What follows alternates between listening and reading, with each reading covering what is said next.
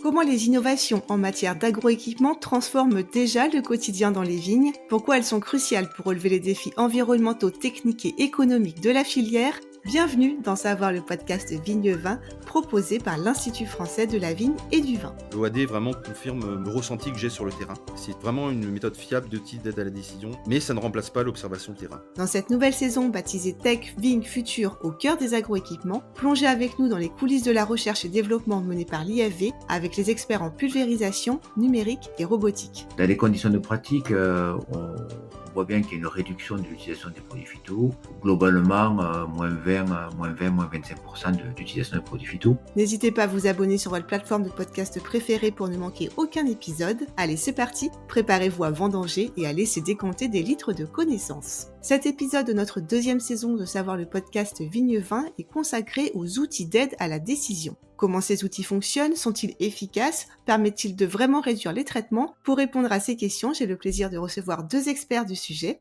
Alexandre Davy, ingénieur protection du vignoble à l'IFV, et Guillaume Alépée, directeur d'exploitation du domaine Massepiquet du lycée agricole de Montpellier. Messieurs, bonjour. Bonjour. Bonjour. Merci à tous les deux d'être avec nous. Alors pour commencer cet épisode, j'aimerais d'abord vous poser une question. Si vous étiez une AOC, vous seriez laquelle et pourquoi? Moi, je serais une AOC du pourtour méditerranéen, tel que les corbières, parce que à l'heure actuelle, ce sont des appellations qui font face à de vraies difficultés, des baisses des ventes, sécheresse, gel, pression des maladies. Et puis en même temps, c'est des exploitations qui sont capables de rebondir, de se renouveler et d'innover. Donc, comme pour la vigne, il faut faire preuve, nous, les vignerons, de résilience et trouver les bons leviers pour continuer à avancer. Et vous, Alexandre? Eh ben, je serai là aussi Jurançon pour pouvoir profiter pleinement de la nature et des montagnes. Très bien, merci à tous les deux. Les OAD, les outils d'aide à la décision, existent depuis près de 15 ans. Où en est-on aujourd'hui dans leur déploiement et leur fonctionnalité, Alexandre? Alors effectivement, les OED existent depuis un certain nombre d'années. Il ne faut pas confondre, juste une précision entre la différence entre modèle et OAD. Il y a souvent une confusion qui est faite. Les modèles existent depuis un peu plus longtemps. Les modèles permettent de décrire une situation. C'est une représentation mathématique d'un phénomène qui permet de mieux l'étudier. Et les OAD vont permettre d'utiliser des modèles et de proposer des décisions optimisées à l'utilisateur. Donc les OAD sont plus récents que les modèles. On a un déploiement qui est mesuré, mais une offre quand même qui est de plus en plus importante, avec l'intégration de plus en plus de paramètres pour pouvoir affiner les prédictions. Dans quel domaine on va retrouver ces OAD en viticulture? Alors en viticulture, le principal domaine dans lequel on va retrouver les OAD, c'est la protection de la vigne contre les maladies fongiques, le mildiou, l'oïdium particulièrement. Mais on peut les retrouver aussi dans d'autres domaines de la protection avec des modèles notamment sur les ravageurs et les tordeuses de la grappe tout particulièrement. Après, on a également des modèles de bilan hydrique, modèles et OAD de bilan hydrique. Et puis on peut également, de manière un peu plus anecdotique, en retrouver sur la partie économie ou optimisation, détournée de traitement ou des choses comme ça. Depuis 2015, l'IFV travaille sur le projet Décitrate. Est-ce qu'on peut rapidement le présenter et surtout, c'était pour répondre à quelle problématique? Decitrate, c'est l'outil de la décision dédié à la protection du vignoble qui a été développé par l'IFV. C'est pour répondre sur les problématiques essentielles pour les vignerons, qui est la protection de la récolte, en premier lieu, hein, que ce soit en quantité ou en qualité. Et puis face à la pression sociétale qui est prégnante ces dernières années, c'est comment continuer à protéger correctement la vigne tout en réduisant le nombre d'interventions, de traitements et les doses qui sont utilisées. Puis il y a aussi un enjeu de facilitation des travaux au quotidien, d'enregistrement, de prise de décision pour les utilisateurs. Concrètement, comment fonctionne l'outil? Quels paramètres sont pris en compte, par exemple? Decitrate, c'est un OAD, un outil d'aide à la décision, mais qui intègre plusieurs modèles. Dans un premier temps, on a besoin de données météo qui soient passées et prévisionnelles, hein. Donc on peut utiliser des données qui sont issues d'une station météo ou des données spatialisées qui se sont largement développées ces dernières années. Et donc ces données météo vont permettre de faire tourner différents modèles qui vont délivrer des indicateurs et notamment les épisodes contaminants à venir. Ça, c'est le premier point. Donc, dans les données météo, les principales qui vont être utilisées, c'est pluie, température. Mais on a également certains modèles qui peuvent utiliser l'hygrométrie ou les durées d'humectation. Dans un deuxième temps, on va regarder ce qu'a fait le viticulteur, c'est-à-dire son calendrier de traitement, quel produit est utilisé, à quelle date, à quelle dose. On va également regarder les caractéristiques des parcelles, le niveau de sensibilité, la présence ou l'absence de symptômes. Et à partir de toutes ces informations, l'OAD va essayer de les combiner et de définir la stratégie de traitement la plus optimisée pour les jours à venir et indiquer à l'utilisateur la date et la dose conseillée du prochain traitement à venir pour les différentes maladies. Et donc, pouvez-vous nous rappeler quelles sont les informations qui sont délivrées par DeciTraite? Tout d'abord, on retrouve de la donnée météo, passée puis prévisionnelle. On retrouve les dates de contamination simulées par les différents modèles épidémiques, la date du prochain traitement à réaliser avec la dose. Donc, si on est en conventionnel, on a un pourcentage de dose homologuée. Si on est en bio, on a une quantité de cuivre et de soufre apportée. La rémanence expertisée, quand on traite, on indique la durée de protection en fonction des différents paramètres. Et puis des indications réglementaires, respect de réglementation et respect des bonnes pratiques agricoles par rapport à la gestion des résistances. Alors maintenant qu'on a bien compris comment fonctionnait l'outil en théorie, en pratique au vignoble, Guillaume, expliquez-nous comment vous utilisez DeciTraite, depuis quand et de quelle manière? Alors depuis quand? Depuis 2019. Première petite précision quand même, hein. Nos postes de responsable d'exploitation des lycées agricoles, on est amené à bouger en fait sur les exploitations partout en France. Donc c'est une petite précision. Donc avant 2019, j'étais sur une exploitation à Bergerac, Montbazillac. Arrivé en 2019, donc changement de vignoble, on arrive sur le pourtour méditerranéen avec pas les mêmes préoccupations au niveau maladie, hein, puisque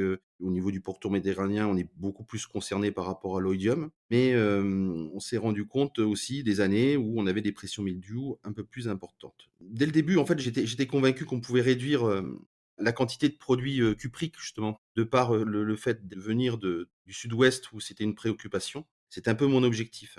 On est en agriculture biologique, hein. Et donc le décitrate a été clairement un levier pour nous, hein, pour diminuer les doses de cuivre et les IFT, tout en gardant une protection efficace, puisque c'est la finalité, c'est d'avoir une protection efficace, hein. C'est la récolte. Et les années suivantes l'ont confirmé. De quelle manière vous l'utilisez du coup? Il y a 3 niveaux d'utilisation pour ma part. Le premier, c'est planifier avant le traitement, prendre une décision pour l'intervention. Le deuxième, c'est ajuster les doses et quand je prépare la feuille de travail. Et le troisième, c'est les datas, c'est exploiter les données. Donc pour le premier niveau, quand traiter, déjà il y a une fonctionnalité sur l'OAD, sur DeciTraite, qui me permet d'avoir des alertes mail et ça c'est très utile.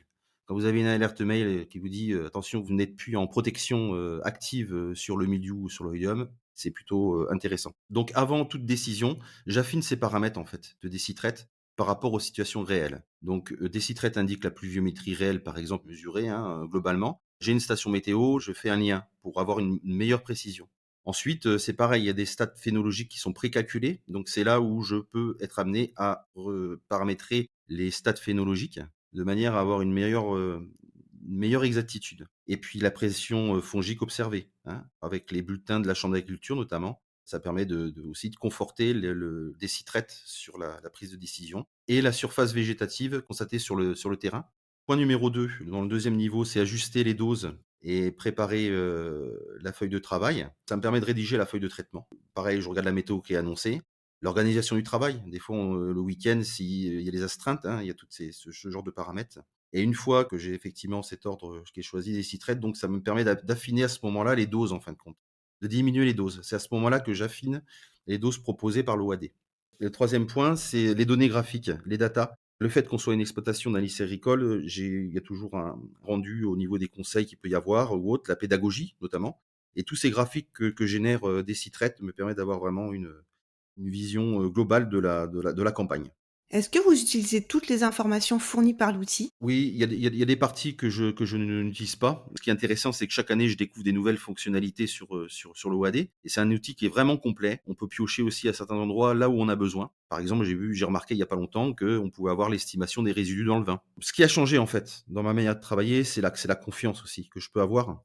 Du coup, quand j'hésite à ne pas traiter, enfin, ça conforte l'idée de traiter ou pas traiter et puis de réduire les doses. L'OAD vraiment confirme le ressenti que j'ai sur le terrain. C'est vraiment une méthode fiable d'outil d'aide à la décision, hein, c'est une méthode fiable, mais ça ne remplace pas l'observation terrain. On en reparlera dans la deuxième partie justement, comment utiliser de manière correcte l'OAD. Vous faites tout à fait, la transition correctement, mais juste avant de démarrer cette deuxième partie, je vous propose un petit quiz pour vous messieurs et vous aussi qui nous écoutez, n'hésitez pas à jouer. Première question, d'où proviennent les données météorologiques utilisées par DeciTraite? De Météo France, des stations météo installées sur les parcelles viticoles, du site américain AccuWeather. Bon, c'est les 2 premières réponses, mais en soi, la troisième pourrait être acceptable aussi. C'est-à-dire qu'en fait, on a développé l'interopérabilité avec les stations météo localisées dans les parcelles, mais on utilise également de la donnée spatialisée que fournit Météo France ou d'autres fournisseurs tels que Winat. Et si demain, on a un opérateur qui veut utiliser de la donnée météo provenant d'un autre opérateur tel qu'AccuWeather, c'est possible puisqu'on a développé l'API et puis on peut recevoir tout type de données météo. Très bien. Guillaume, vous voulez ajouter un mot dessus? Oui, c'est intéressant d'avoir des prévisions météo effectivement locales, mais le fait d'avoir une station sur place, ça permet vraiment de conforter, de corréler les informations. Très bien. Deuxième question, quel est le pourcentage d'agriculteurs qui utilisent une OAD au quotidien? 50, 60 ou 70%? Je vais dire 50. Alors moi, j'aurais dit moins que ça. Écoutez, j'ai trouvé un chiffre à 70%. Sur la grande culture, on a peut-être une utilisation un peu plus importante. Mais chez les viticulteurs, du coup? Chez viticulteurs, à mon avis, c'est plutôt de l'ordre de 10 ou 15%. Peut-être que les OAD aussi à l'irrigation sont plus plébiscités. On a commencé à en parler tout à l'heure, mais effectivement, les OAD ne font pas tout, même si elles sont très utiles et très pratiques. Quels sont les réflexes que doit garder un viticulteur qui les utilise? Je pense qu'en tant que viticulteur, le réflexe, c'est d'avoir l'observation terrain qui est indispensable. L'OAD, lui, ne voit pas la vigne, hein. Il faut continuer donc à vérifier les stades, les zones sensibles. On connaît nos parcelles. On sait où est-ce que les zones sont sensibles, les cépages sensibles. L'OAD aussi prend en considération les cépages sensibles, mais voilà. L'état sanitaire, la météo réelle, on en a parlé tout à l'heure, ce qui s'est réellement passé sur la parcelle, et puis l'organisation du travail, hein. Tout ça, ça reste humain. L'OAD, pour moi, ça reste un guide. C'est pas un pilote automatique. Alexandre, c'est aussi comme ça que vous le voyez? Oui, ça reste un outil d'aide à la décision, hein, donc tout est dit dans le nom. Ça doit aider à la décision, mais la prise de décision se fait au niveau de l'exploitation. Est-ce qu'il y a des limites ou des risques au niveau de l'utilisation des OAD? Ou est-ce qu'elles sont quand même fiables quasiment, on va dire, à 95%? Justement, on vient juste de l'énoncer juste précédemment. Il y a des variabilités avec le terrain, avec des situations, et la qualité de données, elle est là, mais on doit l'ajuster en fait, hein. Rien ne remplace une observation fine du terrain. Par exemple, moi, cas précis, le moindre symptôme que je peux voir au niveau du vignoble, hein, qui peut apparaître, doit faire réévaluer le risque annoncé par l'outil. Et on doit modifier l'outil à ce moment-là, justement. Alexandre, vous voulez rajouter quelque chose? Pour compléter, quand bien même on aurait un OAD qui serait parfait, on utilise des données météo prévisionnelles qui, on le sait, ne sont pas toujours parfaites. Donc, si on utilise des données qui sont prévisionnelles imparfaites, la réponse, la stratégie proposée par l'OAD sera imparfaite. Guillaume, vous, quel bilan vous faites de l'outil maintenant que vous l'utilisez depuis plus de 5 ans? Est-ce qu'il y a réellement moins de traitements au final? Là, moi, clairement, j'ai moins de traitements inutiles. C'est des traitements, en fin de compte, de peur. Vous voyez ce que je veux dire? Le mot peur est important. L'OAD vous permet d'éviter cette peur. Et surtout, des doses mieux ajustées. Il y a 2 choses. C'est est-ce qu'on traite, est-ce qu'on traite pas? Et surtout, réduire les doses. Pour avoir un résultat. Encore une fois de plus, ce qui est important, c'est le résultat. Vraiment, je gagne en efficacité et sérénité. Et je traite, on va dire, aussi au bon moment, quand il faut, plus sur le doute. Ce qui est important, c'est de voir les chiffres, je pense. En 2018, on avait déjà cette OAD sur le domaine. Les IFT étaient de 10,52 et les cuivres 5 kg hectares. C'était une année de forte pression, hein. En 2020, on va dire une pression comparable. J'ai eu une IFT de 9,33 et un cuivre de 2,8. Donc on a quasiment diminué par 2 la quantité de cuivre appliquée. Une année de faible pression telle que 2022, IFT de 6,5 et cuivre 1,3 kg hectare. Donc vous voyez, là, on a vraiment un résultat de diminution de la quantité notamment de cuivre utilisé sur l'exploitation. Guillaume, vous nous parliez de l'aspect vraiment psychologique et de l'aide que ça pouvait aussi apporter sur ce plan-là, un OAD. Vous pouvez nous le préciser, nous en dire plus? Oui, tout à fait. La question psychologique de la peur, derrière, il y a un gros risque de perte de récolte. Des fois, on peut se dire, tiens, je pourrais déjà sauter un traitement. Est-ce que je le fais? Est-ce que je le fais pas? On a conscience en début de saison qu'il y a des possibilités, en fin de saison aussi. En milieu de saison, ça l'est pas. Et cette question de la peur conforte à des moments de sauter un traitement ou de réduire une dose. Je ne réduis jamais en dessous de la dose préconisée par des citraites, par exemple. Il y a beaucoup de traitements qui sont faits un peu par assurance parce que finalement, le coût du traitement n'est pas très élevé et le risque de perte de récolte, lui, peut potentiellement être très élevé s'il y avait besoin de traiter. Donc, il y a beaucoup de traitements qui sont réalisés entre guillemets par assurance. Donc, si on arrive à déterminer les périodes où il faut vraiment être protégé et les périodes pour lesquelles finalement on n'est pas forcément obligé d'être protégé, oui, oui, c'est hyper important. Avec, on le rappelle, toujours une protection assurée pour le vignoble. Oui, bah, c'est primordial. Le but, c'est de ne pas avoir de perte de récolte. Alexandre, vous m'avez dit, vous avez presque 700 viticulteurs qui utilisent des citrate. Quel bilan ils en font? Quel retour vous avez, vous, sur, leur utilisation et la quantité de traitements utilisés? Globalement, on a des bons retours, voilà, le nombre d'utilisateurs ne cesse de croître. C'est un outil qui est jugé plutôt simple et pratique. Après les conseils fournis par l'OAD ne sont pas systématiquement suivis et c'est bien normal, ça reste un outil d'aide à la décision. En termes de réduction d'intrants, bon, nous, on avait vu en expérimentation qu'on pouvait aller jusqu'à moins 50%, mais avec une prise de risque qui était quand même assez importante et pas forcément admissible, en pratique. Dans les conditions de pratique, on voit bien qu'il y a une réduction de l'utilisation des produits phyto, je dirais de l'ordre, par rapport à une moyenne et par rapport au millésime, globalement, -20, -25% d'utilisation de produits phyto. Justement, on n'en a pas encore parlé, mais combien ça coûte des citrate? Alors on propose un abonnement annuel avec 2 options. Soit, l'utilisateur n'a pas de données météo et on lui fournit des sites avec des données météo spatialisées sur son exploitation et on propose un abonnement annuel à 350 €. Ou alors il a déjà une station météo et on va pouvoir utiliser ces données météo et on propose un abonnement annuel à 250 €. Pour un viticulteur, je pense que si on gagne 50 sur une année, compliquée, les 250 € compensés en fin de compte sur le coût des traitements, l'achat des produits. Où en est le développement de Decitrate et quelles sont les prochaines étapes, Alexandre? Les Sistrate, c'est pas un outil qui est figé, absolument pas. On a apporté, tout au long de ces dernières années, de nouvelles fonctionnalités et là, cet hiver, donc on écoute les besoins exprimés par les utilisateurs. Ça fait plusieurs fois qu'on me remonte le besoin d'avoir un modèle Black-Rot, donc on va ajouter un modèle Black-Rot, cet hiver et dans les perspectives à court et moyen terme, voilà, on voulait aussi travailler sur les tordeuses, chose qu'on n'avait pas du tout fait pour le moment. Donc intégrer un modèle tordeuse avec des règles de décision et puis, dans un avenir, un petit peu plus loin, mais pas trop j'espère, arriver à intégrer les travaux qui ont été réalisés par les collègues de l'UMT7, hein, donc qui regroupe l'IFV et l'INRAE à Bordeaux, les travaux sur la sporée aérienne. Donc ce serait un nouvel indicateur pour, avoir un pilotage plus fin, particulièrement sur l'oïdium, mais aussi sur le mildiou, des traitements. De manière générale, puisqu'on arrive bientôt à la fin de cet épisode, comment vous voyez les OAD se déployer dans les prochaines années? Qu'est-ce que vous en attendez? Guillaume, si vous voulez commencer. Tout à l'heure, j'ai parlé qu'il y avait le côté terrain, observation, donc effectivement, on peut imaginer, de nombreux capteurs, au niveau du vignoble qui permettent effectivement de prendre des données, en temps réel sur le vignoble. Je pense notamment aux capteurs optiques ou autres et puis avec le développement de l'IA, on imagine bien que l'OAD sera en perpétuelle évolution, sur ce genre d'outils, quoi. Par exemple, un capteur op quand je parle de capteurs optiques de caméra, qui permettent, de voir des sorties, par exemple, de mildiou de façon très précoce, les premières tâches et que ce soit relié précisément au niveau GPS, au niveau, du vignoble et qu'il y ait une complémentarité entre l'observation, l'OAD et l'outil de traitement, vous voyez? Que la chaîne soit pleinement, remplie de A à Z. Alexandre, vous, comment vous voyez l'avenir?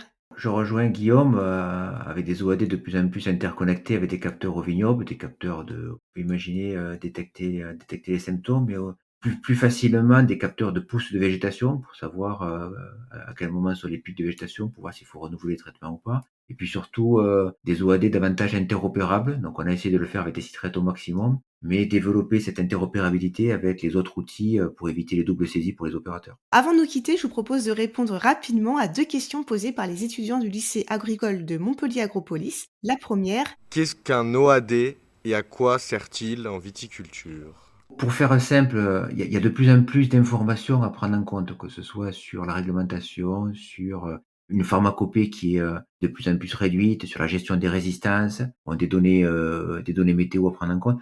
Il y a de plus en plus d'informations à prendre en compte et il faut prendre des décisions rapidement en cours de saison. Finalement, la réponse est: «Est-ce que je traite oui, non? Si oui, avec quel produit et avec quelle dose?» Un OAD, ça va permettre de regrouper toutes ces informations et de les analyser automatiquement pour pouvoir proposer une synthèse de ces informations à l'utilisateur et l'aider à prendre ses décisions plus rapidement. et deuxième question, Quels sont les avantages et les limites des OAD dans la gestion d'un domaine viticole? Les avantages, pour un viticulteur, je pense qu'avant tout, c'est la sérénité. C'est aussi, baisser effectivement les intrants, pour nous baisser le cuivre, donc baisser le coût global, au niveau des produits et puis, les limites et beh, en attendant d'avoir ces nouvelles technologies, qui arrivent, hein, c'est l'observation, hein, c'est de rester sur une observation de terrain qui est indispensable parce que c'est pas l'outil qui doit décider, c'est le viticulteur. Comme son nom l'indique, c'est un outil d'aide à la décision. Merci beaucoup, messieurs Alexandre Davy et Guillaume Alépée, d'avoir participé à cette émission. Merci.